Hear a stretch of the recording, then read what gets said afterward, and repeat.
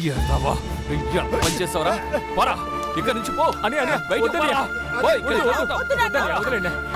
ఇల్లు వదిలేండి వద్దు నువ్వురా దీనికి ఏదైనా విషయం ఇచ్చి చంపేసి నువ్వు కూడా ఎక్కడికైనా వెళ్ళి చావరా ఎదవా మీరు లోపలికి వెళ్ళండి రండి అనియా ఇదిగో నువ్వురా రా రా చెప్తాను